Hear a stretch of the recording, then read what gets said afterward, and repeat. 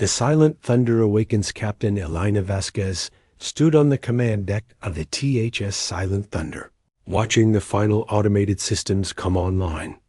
The massive view screen displayed the shipyard facilities floating in the shadow of Jupiter's moon Europa, where humanity had secretly constructed their most ambitious project in 3 centuries of space exploration. The Hurricane-class battleship stretched 15 kilometers from bow to stern, its dark titanium hull adorned with energy conduits that pulsed like veins of liquid starlight. Elena had served in the Terran defense fleet for 22 years, rising through the ranks during humanity's rapid expansion into the outer colonies. She had commanded destroyers and cruisers, fought pirates in the asteroid belts, and protected merchant vessels from raiders. But nothing in her experience had prepared her for this moment. The Silent Thunder was not just a ship. It was humanity's answer to a threat they had never faced before. The bridge doors hissed open, and Dr. Marcus Chun entered, carrying a secured data tablet. His appearance was disheveled as always, with wild gray hair and clothes that looked like he had slept in them for 3 days. Elena knew that Dr. Chun had spent the last 7 years of his life designing the systems that made the Silent Thunder possible, often forgetting to eat or sleep when he was deep in his research. Captain Vasquez, I need to show you what this ship can really do, Dr. Chun said, his voice carrying the excitement of a scientist about to reveal his life's work. The Silent Thunder isn't just bigger than other human vessels. It operates on principles that most of our enemies don't even understand exist. Elena turned from the view screen to face the scientist. Doctor, I've read the technical specifications 3 times, and I still don't fully understand how our weapon systems work. Can you explain it in terms that a career military officer can grasp? Dr. Chun activated his tablet, and a holographic display materialized above the bridge's central console.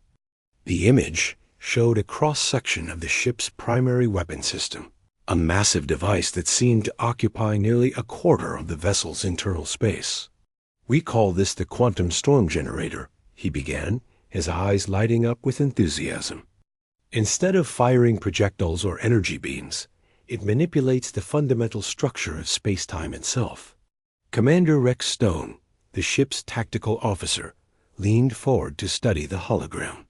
Stone was a veteran of the Proxima Border Wars, a conflict that had taught humanity hard lessons about space combat. His scarred face and missing left eye were reminders of a battle where his previous ship had been cut in half by enemy plasma cannons. Doctor, how exactly does manipulating space-time translate into a weapon we can use against enemy ships? Doctor. Chun adjusted the holographic display, showing a simulation of the weapon in action. Imagine if you could create a localized storm in the fabric of reality itself.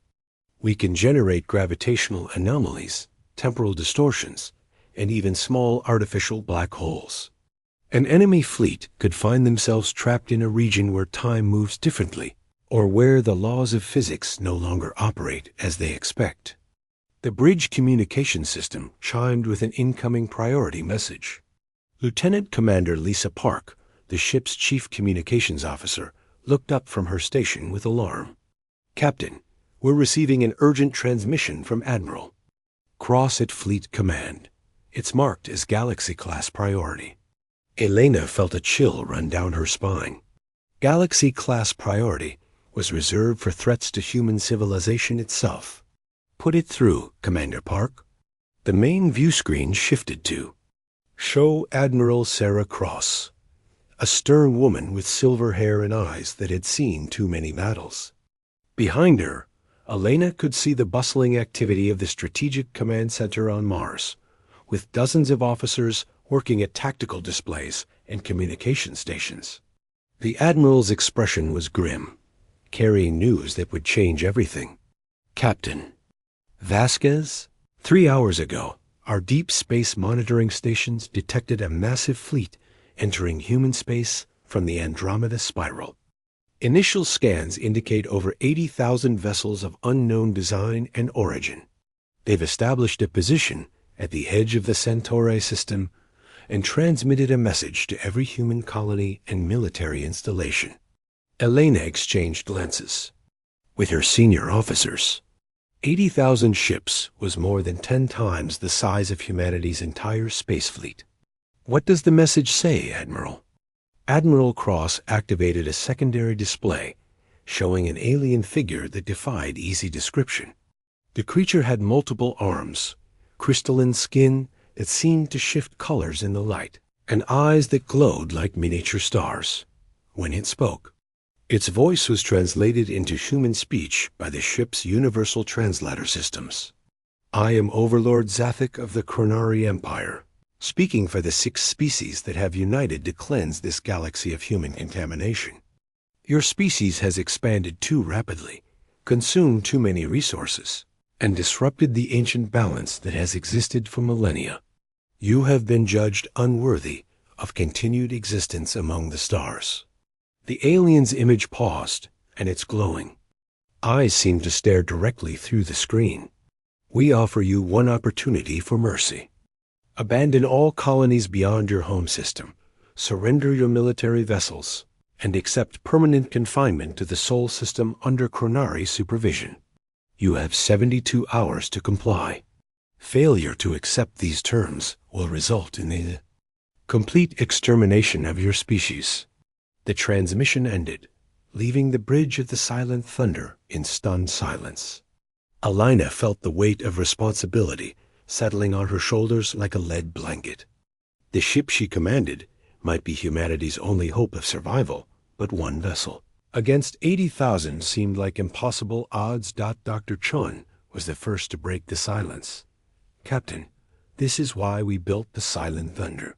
The theoretical models suggest that our quantum storm generator could disable dozens of enemy ships simultaneously. We've never tested it against actual targets, but the mathematics are sound. Commander Stone studied the tactical data that Admiral Cross had transmitted. Even if our new weapons work perfectly, we're still massively outnumbered. Traditional military doctrine says that attacking a fleet of this size with a single ship is suicide. Elena looked at each of her officers, seeing fear mixed with determination in their faces. They all knew that they were about to participate in either humanity's greatest victory or its final battle. Admiral Cross, what are our orders? The Admiral's image flickered slightly as the transmission crossed the vast distance between Jupiter and Mars. Captain, you and the Silent Thunder are to proceed immediately to the Helios Prime mining colony. Our intelligence indicates that the Chronari Empire is sending a scouting force to test our defenses. This will be your opportunity to evaluate the enemy's capabilities and test your new weapon systems under combat conditions. Elena nodded, understanding that this first engagement would determine the course of the entire war. Understood, Admiral. How long before the main Chronari fleet reaches the inner colonies? Our analysts estimate 68 hours, Captain. That gives you less than 3 days to figure out how to stop an armada that outnumbers us 25 to 1. Admiral Cross leaned forward, her expression intense. Elena, I've read your service record. You've never lost a ship under your command, and you've never backed down from a fight when human lives were at stake. But this time, it's not just one colony or one battle. This time, it's the survival of our entire species. A transmission ended, leaving the bridge crew to contemplate the magnitude of their mission. Elena turned to her officers, seeing her own determination reflected in their faces. All hands, this is Captain Vasquez. We are proceeding immediately to the Helios Prime system to engage Chronari scouting forces. This will be the Silent Thunder's first combat mission, and possibly humanity's last chance to prove that we deserve our place among the stars. She paused, looking out at the infinite expanse of space visible through the bridge windows. Today, we find out if 7 years of secret construction and revolutionary technology can stand against an empire that has conquered half the galaxy. Today, we find out if human ingenuity and determination can overcome impossible odds. The Silent Thunder's massive engines ignited, generating a controlled gravitational field that pushed the 15-kilometer battleship away from the Europa shipyards. As the ship accelerated toward its first battle, Helena felt the familiar mixture of fear and excitement that came before every combat engagement. But this time, the stakes were higher than they had ever been in human history. Asterisk behind them, Admiral Cross watched from the observation deck of the Mars Command Center as humanity's greatest weapon disappeared into the darkness of space. Knew that the next few days would determine whether humans would continue to explore the galaxy as a free species, or whether they would be remembered only as another civilization that had reached too far and fallen to forces beyond their understanding. Asterisk. In the depths of space, the Qunari scouting force was already moving toward Helios Prime, confident in their technological superiority and battle experience. They had conquered hundreds of worlds and destroyed dozens of species that had dared to resist the Empire's expansion. The humans, in their estimation, would be just another entry in their long catalog of victories. But they had never encountered anything like the Silent Thunder, and they had no idea that humanity's greatest strength was not in their weapons or their ships, but in their refusal to surrender when faced with impossible odds. When giants fall thee.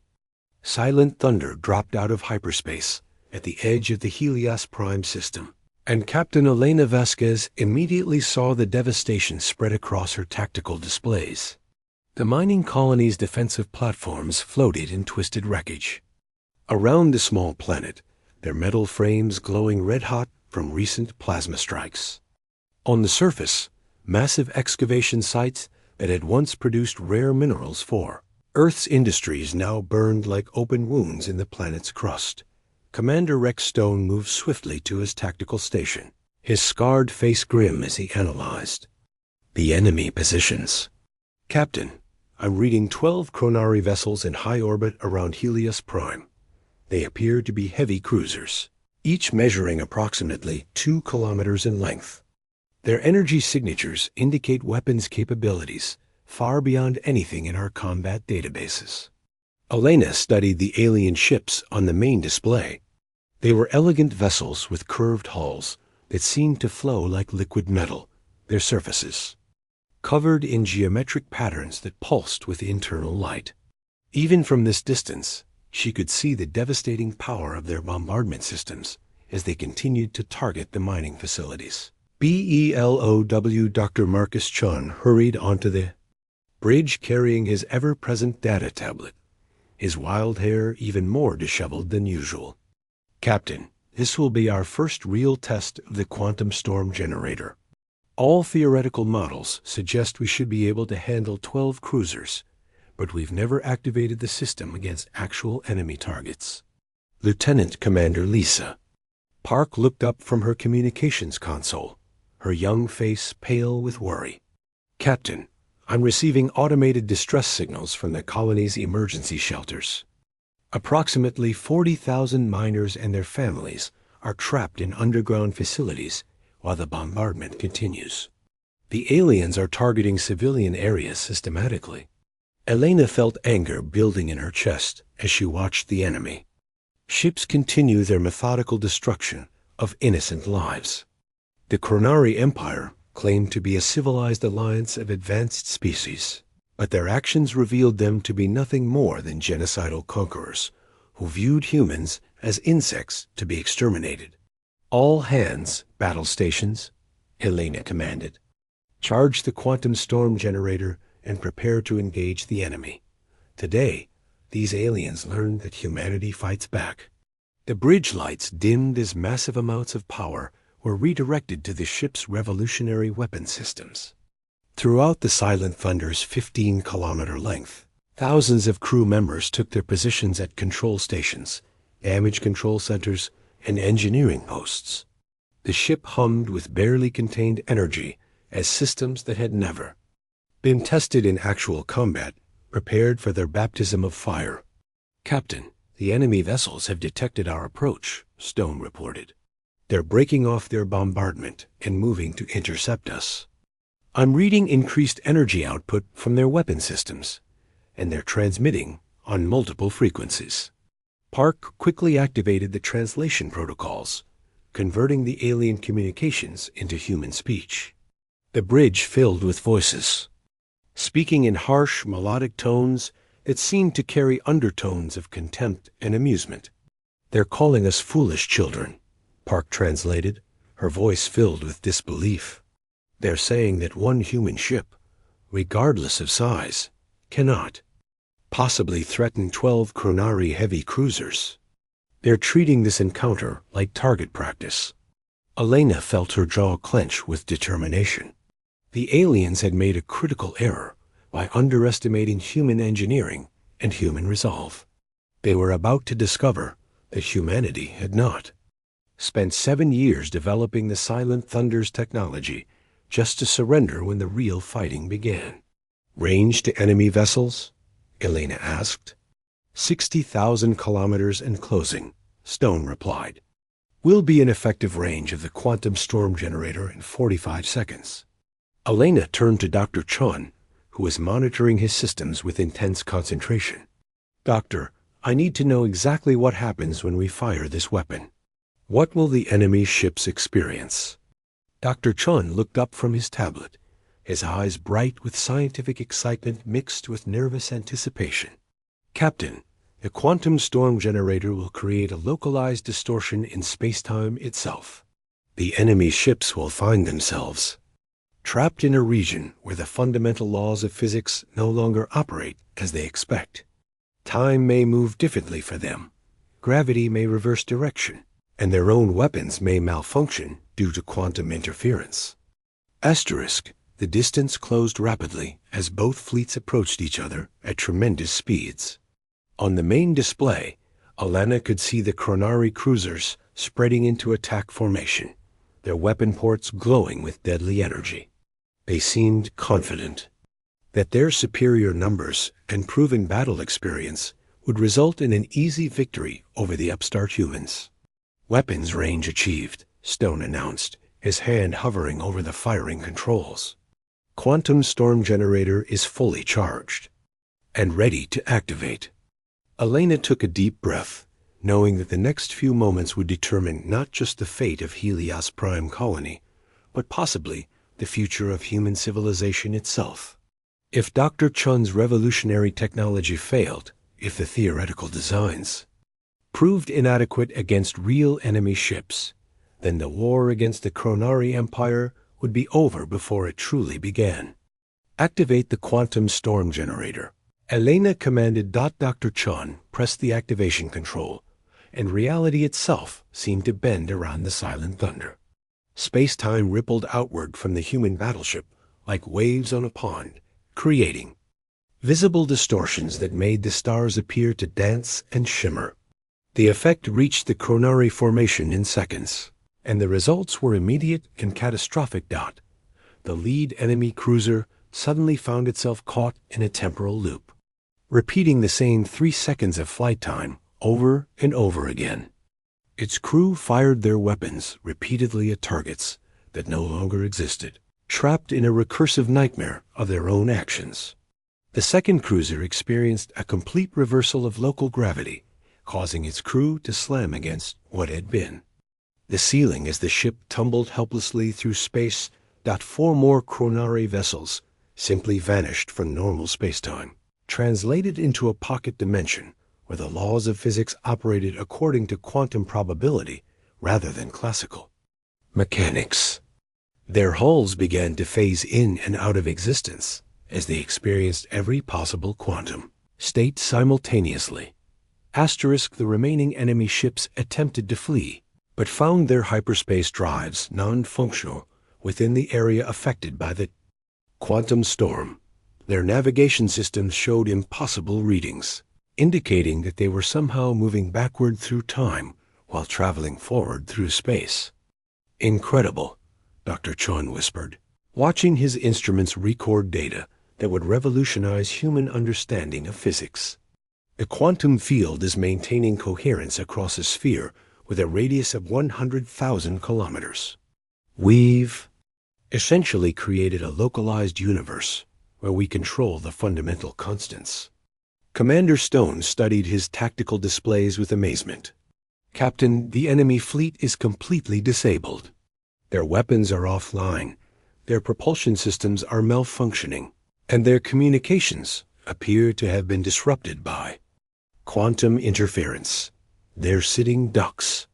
Elena felt a moment of satisfaction at the effectiveness of human technology, but she knew that the real test was yet to come.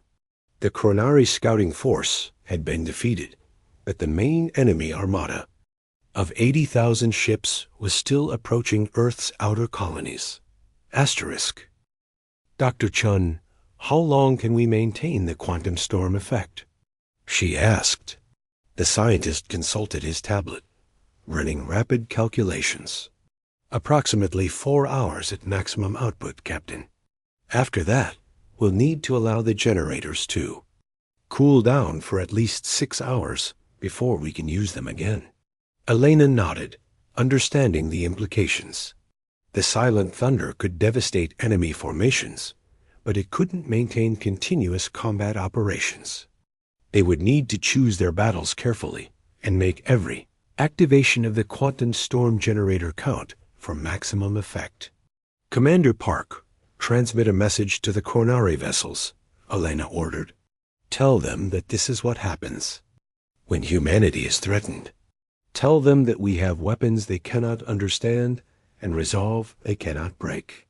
And tell them that if their main fleet proceeds with the invasion, we will show them technologies that will make today's demonstration look like a children's toy. As the message was transmitted to the disabled enemy ships, Elena looked out at the stars and thought about the massive fleet that was still approaching human space. The victory at Helios Prime had proven that human ingenuity could overcome alien technology, but the real battle was still to come.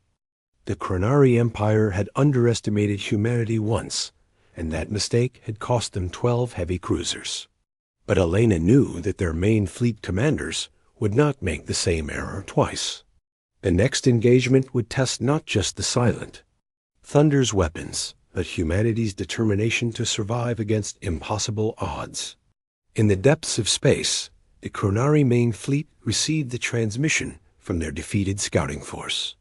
For the first time in their 1,000-year history of conquest, the Empire faced an enemy that possessed technology beyond their understanding. The humans had evolved from a minor annoyance into a genuine threat, and the galaxy would never be the same again. The silent thunder turned away from the defeated enemy vessels and began its journey toward the next battle, carrying with it humanity's hopes and the revolutionary technology that might just save their species from extinction. Behind them, the Chronari survivors struggled to comprehend what had happened to their fleet and to warn their empire that the humans were far more dangerous than anyone had imagined possible.